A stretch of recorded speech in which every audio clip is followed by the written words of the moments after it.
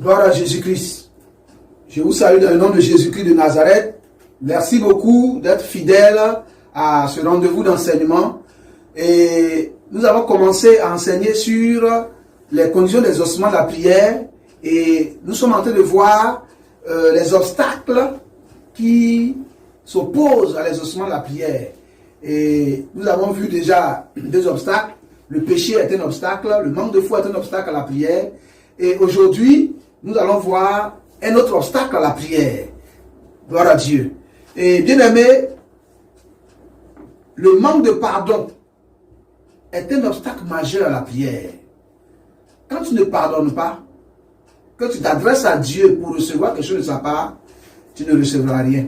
Tes prières ne vont pas exaucer. Nous avons lu la Bible dans Marc chapitre 11, versets 25 à 26.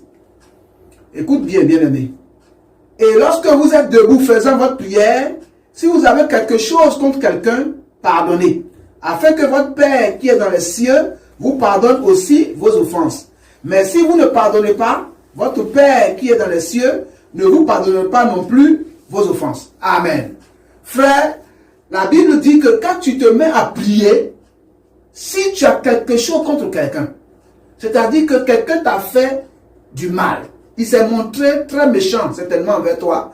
Il s'est montré ingrat. Il montré vraiment quelqu'un de non fréquentable. Il t'a blessé dans ton cœur. Frère, et tu as cette blessure dans ton cœur. Certainement même que tu as raison, mais la personne t'a fait du tort. Mais la Bible dit que quand tu es un enfant de Dieu, tu dois pardonner. Et quand tu es tout en train de prier, la Bible dit que lorsque tu es debout faisant ta prière, si tu as quelque chose contre quelqu'un, pardonne. Alléluia. Il faut le restaurer. Il faut lui pardonner comme Jésus-Christ de Nazareth a pardonné les péchés de l'humanité, comme il t'a pardonné. Effectivement, si tu es un enfant de Dieu, c'est que Jésus t'a pardonné tes péchés. Qu'étais-tu en train de faire qui était bon pour que Jésus te pardonne? C'était le péché. Mais Dieu, dans sa grâce, il ne t'a pas tué dans le péché. Mais il t'a pardonné. Un jour, tu t'as permis de rencontrer son fils Jésus-Christ et Jésus t'a pardonné. Aujourd'hui, tu te réclames enfant de Dieu. Alors, à ton tour, Dieu te demande de pardonner à quiconque t'a fait le mal. Et si tu ne veux pas pardonner, Dieu dit lui aussi ne te pardonne pas. C'est-à-dire que si tu commets le péché, ou bien que tu as quelque chose que tu lui demandes, Dieu dit lui, il ne t'écoute pas, il ne te pardonne pas. Alléluia. C'est une condition, frère, que Dieu pose. Ce n'est pas que, bon, si la personne vient te demander pardon, tu vas accepter. Non, la Bible ne dit pas qu'il faut attendre que la personne vienne te demander pardon. La Bible dit que si tu es en train de prier, que quand tu t'approches de Dieu et que tu as quelque chose contre quelqu'un, alors pardonne. Si tu ne pardonnes pas, Dieu aussi ne t'écoutera pas, il ne te pardonnera pas. Alléluia. Alléluia.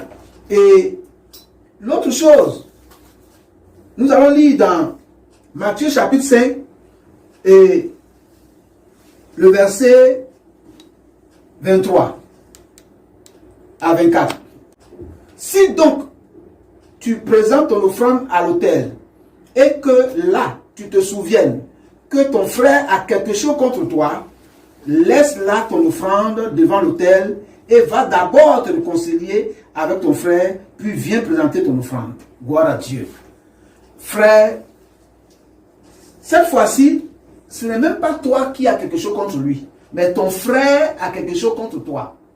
C'est tellement que il pense que tu lui as fait du tort et il est fâché contre toi. Il t'en veut, certainement. Alors, Dieu te dit, pendant que tu viens devant lui pour présenter ton offrande, parce que la prière est une offrande que tu présentes à Dieu, pour que Dieu l'accepte, Dieu agrée cette offrande. Alléluia. Et pendant que tu viens devant Dieu pour présenter cette offrande, Si tu te souviens que quelqu'un a quelque chose contre toi, ton frère a quelque chose contre toi, toi tu n'as rien contre lui, ton cœur est vide, tu n'as rien contre lui, mais lui il a quelque chose contre toi. Alors Dieu dit, arrête la prière, va d'abord te réconcilier avec lui. Va lui dire, vraiment, je sais que tu es fâché contre moi, mais je suis venu te demander pardon. Vraiment, réconcilions-nous, soyons vraiment dans de bons termes. Et si tu le fais d'un cœur sincère, Dieu dit, viens maintenant, présenter ton offrande et Dieu va l'accepter. Viens maintenant, prier, Dieu va l'accepter. Tu pourrais dire que certainement c'est difficile, mais frère bien-aimé, il y a des conditions dans lesquelles Dieu veut que tu sois pour qu'il t'exauce. Si tu veux être exaucé, et que si tu ne veux pas prier pour prier, perds le temps à prier juste pour te donner bonne conscience que tu pries, mais si tu veux attendre des résultats de la part de Dieu, alors tu dois pardonner et tu dois être prompt à te réconcilier avec quiconque a quelque chose contre toi. Alléluia. Et surtout, la prière dans le couple, et là nous allons faire un crochet sur la prière dans la vie de couple, du couple. Souvent, dans certains foyers, l'homme et la femme, pour un oui ou un non, se querellent, il y a des mésententes, il y a des frustrations, monsieur est fâché contre madame, madame est fâchée contre, ou madame est fâchée contre monsieur, et puis peut passer le temps dans la maison à ne pas s'entendre, et chacun est dans son côté, et quand même chez les chrétiens, ils vont à l'église, ils prient. Bah, c'est ce que la Bible dit. Et 1 Pierre chapitre 3, et nous allons lire le verset